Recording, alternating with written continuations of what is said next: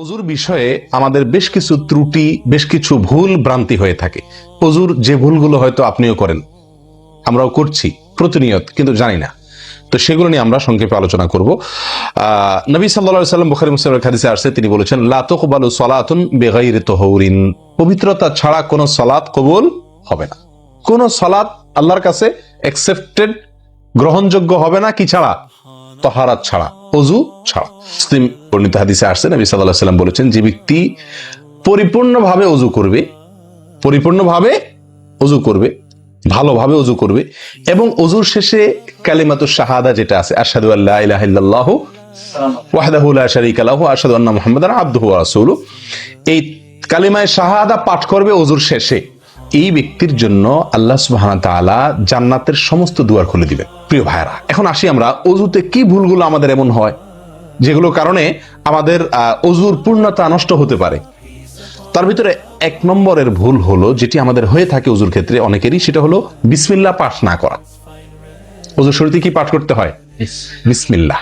আপনি যখন হাত ধুয়ে অজু শুরু করবেন, দুই হাতের কবজি দুই হাতে অজু শুরু করবেন না, প্রথম কাজ, তার আগে আপনি কি করবেন? বিসমিল্লাহ। বিসমিল্লাহ বলে হাত ধুয়ে তারপর অজু শুরু করবেন।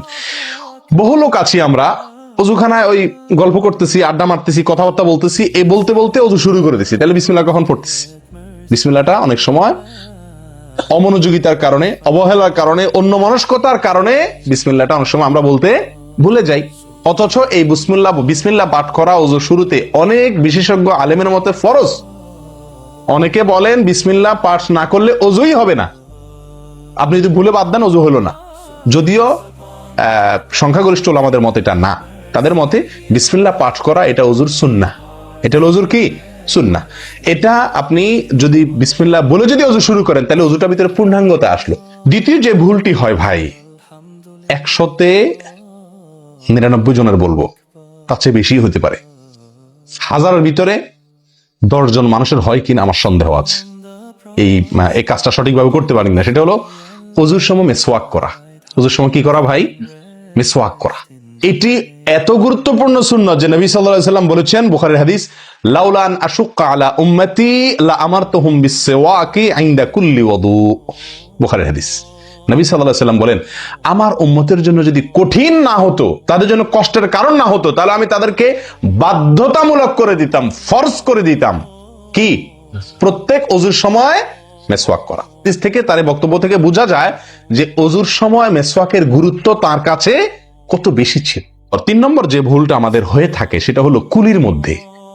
দেখেন, প্রত্যেকটা কাজেই কিন্তু আমি একটা একটা করে আপনার দেখাচ্ছি অজুর প্রত্যেকটা কাজে আমাদের ত্রুটিগুলো হয় কিভাবে। দেখেন, কুলির সময় ভুল হয়। কি ভুল হয়? কুলিটা যেভাবে করার কথা সেভাবে আমরা করি না। হাদিসে কুলির বিষয়ে নির্দেশ এসছে, সেটাকে বলা হয়েছে মদমাদা। মদমাদা আরবি শব্দ, এটার বাংলা অর্থ হয় কুলি করা বা কুলকুচি করা বা কুলকুচা করা। এই কুলি বা কুলকুচা এটা হলো মুখের ভিতরে আপনি হাতের কষে করে পানি নিয়ে মুখে নাড়বেন, এরপরে ফেলবেন, আবার হাতে নিবেন, কিছু সময় নাড়বেন, 1 সেকেন্ড হোক 2 সেকেন্ড হোক, এরপরে ফেলবেন। এটা হলো কুলি বা কুলকুচা। আমরা বেশিরভাগ সময় এরকম করি আলহামদুলিল্লাহ। যখন ব্যস্ত থাকি, যখন হুলস্থুল থাকে, কোনো সময় কোনো কাজের তাড়া থাকে, তখন অনেক সময় আমরা কি করি? হয় কি না হয় না? মুখে নিলাম আর ঢাললাম, মুখে নিলাম আর ঢাললাম। আমি জানি না আপনাদের হয় কিনা এরকম। আমি দেখছি এরকম অনেক সময় হয়। আপনারা একমত কিনা? নিলাম মানে ব্যস্ততার কারণে, হয়তো জামাত শেষ হয়ে যাচ্ছে বা অন্য কোনো কারণ আছে, অথবা দেরিতে আসছি, তো তখন মুখের ভিতর নেওয়াও আর ফেলাও, এতে কলি হবে না। নাম্বার 4, নাকে পানি দেওয়া। দেখেন, একটা একটা করে দেখেন, প্রত্যেকটাতে ত্রুটি আছে। আল্লাহুল মুস্তাআন। নাকে পানি দেওয়া। নাকে পানি দেওয়ার যে নির্দেশ আসছে হাদিসে, এটাকে বলা হয় ইস্তেনশাক। ইস্তেনশাক শব্দের মূল অর্থ হলো পানি টানা, নাকে পানি টানা। আমরা নাকে পানি টানি না, দেইও না। একটা হলো দেওয়া, একটা হলো ছিটানো, আর একটা হলো টানা।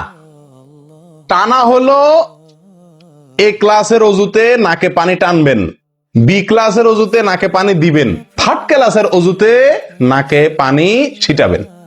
আমি কি বুঝাতে পারছি? তো আমরা বেশিরভাগ লোক থার্ড ক্লাসের অজু, সারা জীবন থার্ড ক্লাসের অজু করি। আপনি থার্ড ক্লাসের অজু করে আপনি জান্নাতে যাবেন?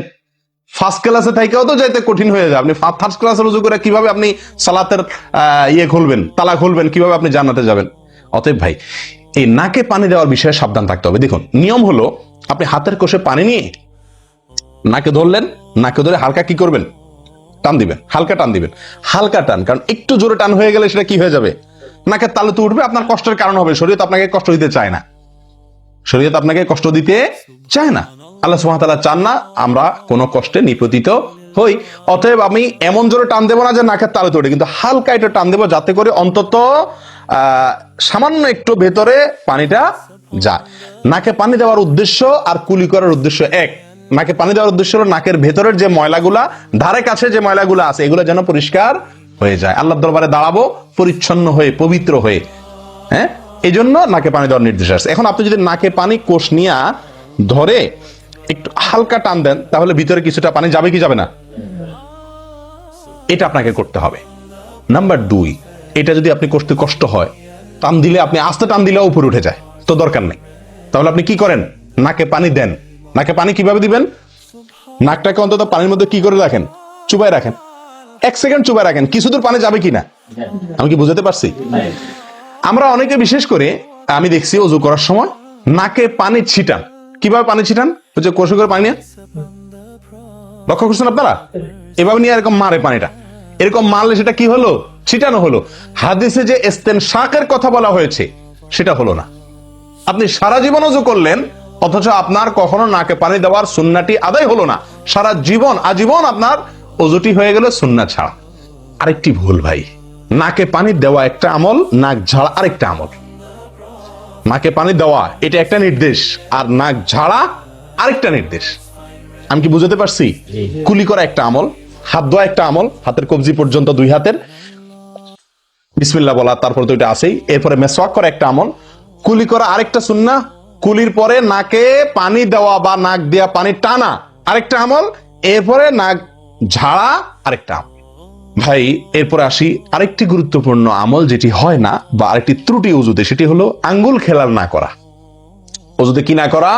আঙ্গুল খেলাল না করা। আঙ্গুল খেলাল হলো হাত এবং পায়ের আঙ্গুলের যে চিপাগুলো আছে, এই চিপাগুলোতে পানি পৌঁছানোর জন্য, পানি পৌঁছানোটা নিশ্চিত করার জন্য কি করতে হবে? এক হাতের আঙ্গুলকে অন্য হাতের আঙ্গুলের চিপায় ঢুকায়া এভাবে কি করতে হবে? একটু হালকা নাড়তে হবে, যাতে করে জায়গাটাতে, চিপাটাতে পানি গেছে এটা নিষ্কারণ। এই চিপাগুলোতে পানি নাও যেতে পারে শুকিয়ে থাকার কারণে। তা আপনি যদি একটু নাড়া দেন পানির ভিজা আঙ্গুল দিয়া, তাহলে ইনশাআল্লাহ ওখানে পানি পৌঁছানোটা মোটামুটি নিশ্চিত হয়ে যাবে। ঠিক না? ঠিক। পায়ের আঙ্গুল কিভাবে করবেন? পায়ের আঙ্গুল তো আর এক আঙ্গুল ওই অন্য পায়ের আঙ্গুল ঢুকাতে পারবেন না। সেটা করবেন হলো, অন্য হাদিসে আসছে, এই যে কনুই আঙ্গুল আছে না, কনুই আঙ্গুল দিয়া সব চিপাগুলোতে কি করবেন? ঘষা দিবেন। কনুই আঙ্গুল দিয়া আপনার সব পায়ের আঙ্গুল চিপাগুলোতে ঘষা দিবেন। ভাই, আমরা কয়জনে করি এই খেলার আমলটা বলেন তো? পায়ের আঙ্গুল, কনুই আঙ্গুল দিয়া পায়ের আঙ্গুলের চিপা খেলাল করা, হাতের আঙ্গুল খেলাল করা, কয়জনে করি আমরা বলেন? তাহলে এই ভুলগুলো আমাদের অহরহ হচ্ছে না ভাই? আমরা কি জান্নাতে যেতে চাই না? আমাদের সালাতটা সুন্দর হোক আমরা চাই না ভাই? আমাদের এই সালাত খুব পাওয়ারফুল হোক, শক্তিশালী সালাত হোক। এই সালাতের মাধ্যমে আমি অন্যায় থেকে বেঁচে থাকবো, এই সালাতের মাধ্যমে আমি জান্নাতে যাব। এই সালাত আমাকে খাঁটি মুসলিম বানাবে, এই সালাত আমাকে আল্লাহর কাছে প্রিয় বানাবে, এই সালাত কি আমাদের নূর হবে। আমরা চাই না ভাই? এগুলো যদি চাই, তাহলে আমাকে ওযু সুন্দর করতে হবে। আর ওযু সুন্দর করতে গিয়ে এই ভুলগুলোর ব্যাপারে সাবধান হতে হবে। তাহলে আঙ্গুল খেলাল করা, পায়ের আঙ্গুল, হাতের আঙ্গুল আমরা করি না বললেই চলে ভাই। তো আজকে থেকে ইনশাআল্লাহ করব। তো ভাইয়ারা, ওযুর ক্ষেত্রে আরেকটি ভুল, এই যতগুলো ভুল বললাম এর ভিতরে বড় 2টি ভুল বলে ওযুর ভুলকে আমরা শেষের দিকে চলে আসছি।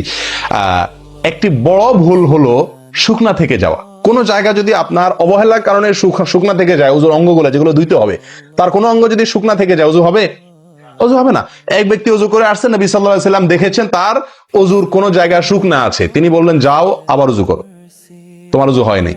তিনি তাকে পুনরায় ওযু করাইছেন। কেন? তার ওযু সঠিকভাবে হয় না, শুকনা রয়ে গেছে। অনেক সময় দেখা যায় আমাদের অনেক ভাই ওযু করেন, ওযু করলে বেশ কিছু জায়গা, বিশেষ করে যে কোন জায়গাটা, এই জায়গাটা দেখা যায় শুকনা থাকে। এই যে কানের লতির এই যে জায়গাটা, এখানে দেখা যায় একটু কি থাকে? শুকনা থাকে। কপালের দিকে দেখা যায় শুকনা থাকে। এই জায়গাগুলো অনেক সময় দেখা যায়, বহু লোককে দেখা যায় ওযু করে আসছে, এখানে শুকনা, এখানে শুকনা, পায়ের গোড়ালি, গিরা, এই জায়গাগুলোতে শুকনা। কারণ হলো ওই যে অবহেলা করে ওযু করছে, কোন রকম ওযু করছে, ওযুটা যেভাবে করা দরকার সেভাবে করে নাই। ভাই এই জিনিসটা আপনার লক্ষ্য করা দরকার, কি দরকার না? অজুই হবে না। এই যে ভুলগুলো বললাম এগুলা হলে আপনার অজু হয়ে যাবে, কাগজে কলমে অজু হয়ে যাবে। কিন্তু এখনকার যে ভুলটা বললাম, যদি শুকনা না থাইকা যে আল্লাহ মাফ করেন, তাহলে কাগজে কলমে অজু হবে না, কাগজে কলমেও কি হবে না? অজু হবে না। এত জঘন্য। সাবধান থাকার দরকার, কি দরকার না?